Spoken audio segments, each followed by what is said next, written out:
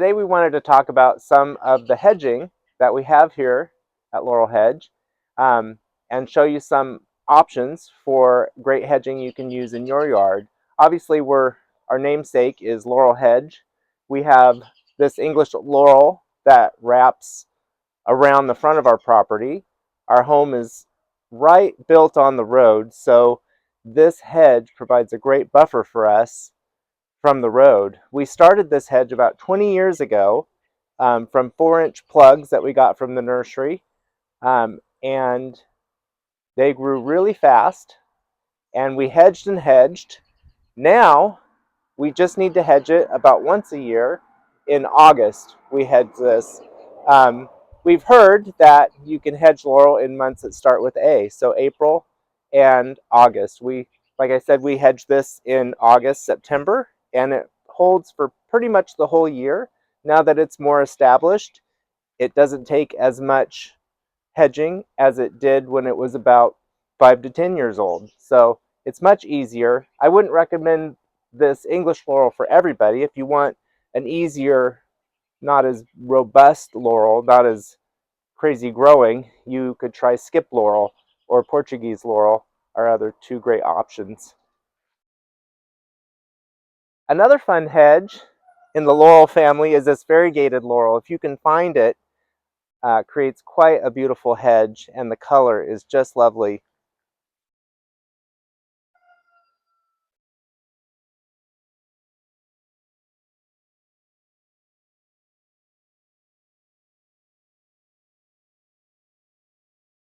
This is another great hedging idea, is this viburnum pink sensation. If you can find it, it's very hard to find, easy to propagate.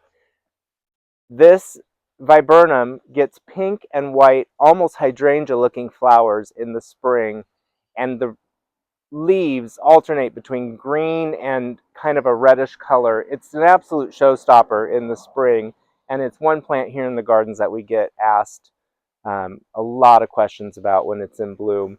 It might look like sticks right now, but you're going to love this plant. Behind me we have the Fagus sylvatica, the European beech. We love this hedge. This was an inspiration from a trip to France that we took, and we found they use these for hedging all over. What we love about this beech hedge is that it holds these leaves all winter. So when the fall comes, the leaves turn copper. It'll stay on the hedge all winter until the new leaves in the spring push it out.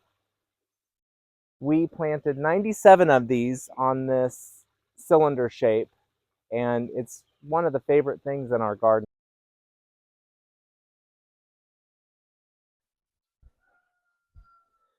Another hedge idea is this Acer campestre, or the hedge maple. Now, I've read some places this is considered invasive, but here in Oregon, Laurel Hedge, we have found it not invasive at all. I don't know if you can get it. Right now it's March, so the leaves haven't come on yet, but it has beautiful maple leaves all summer, and it also comes in a variegated, which would make it a really cool hedge as well. I'll include a picture of it in the summer.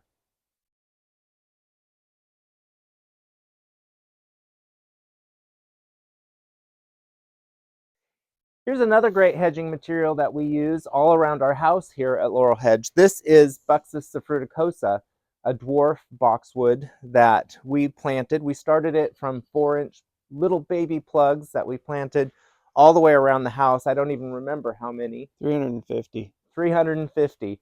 So 350 boxwoods that we planted all around the house. We have to hedge it about twice a year, but it's easier to hedge as it's held its shape. This won't make a very tall hedge, but as you can see, it's great foundation planting.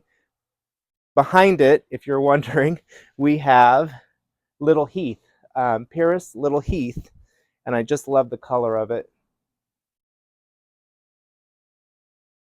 Here's a great alternative to a boxwood hedge if you want a boxwood look, and I know boxwood blight's a big issue right now.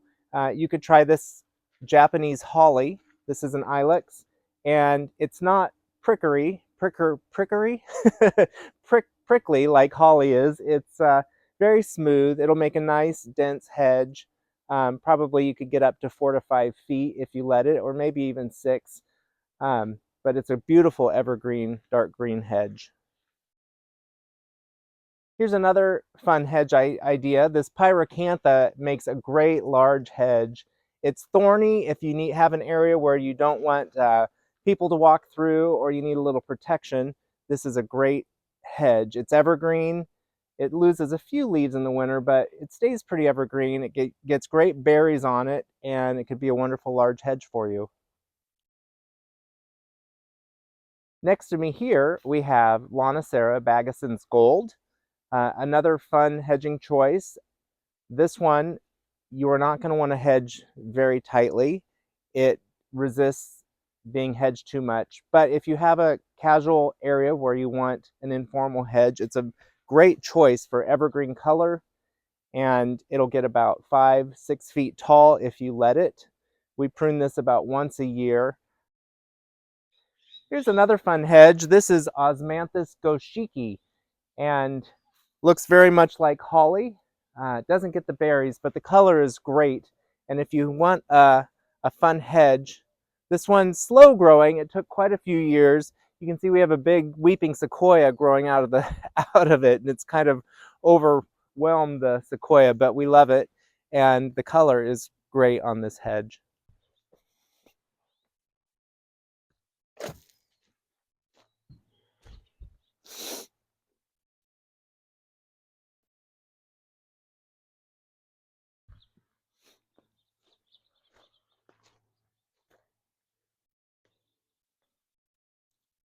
Here's another great hedging idea, is to use yew trees, classic yew hedge, very European.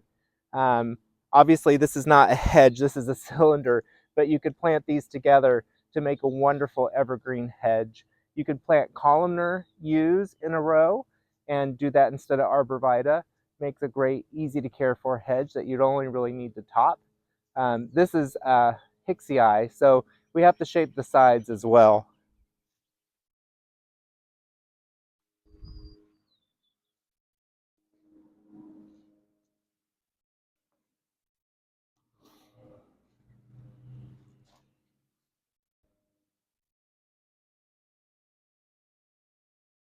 This is another maple hedge that we planted years ago. They've not gotten very big. It's a Japanese maple I got from a neighbor, so I don't know the variety, but the fall foliage is incredible, and it's really a showstopper in the fall.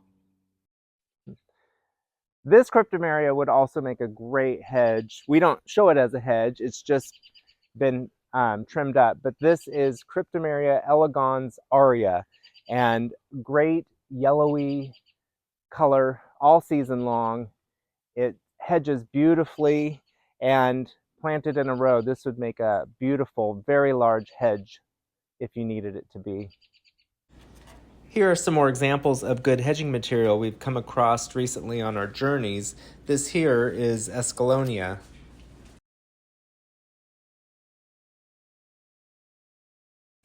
Here's an example of a cedar hedge, our own native western red cedar.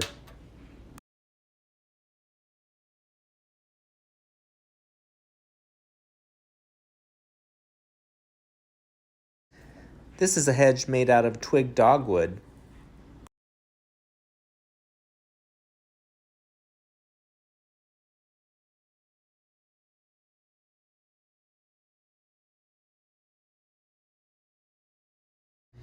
California myrtle.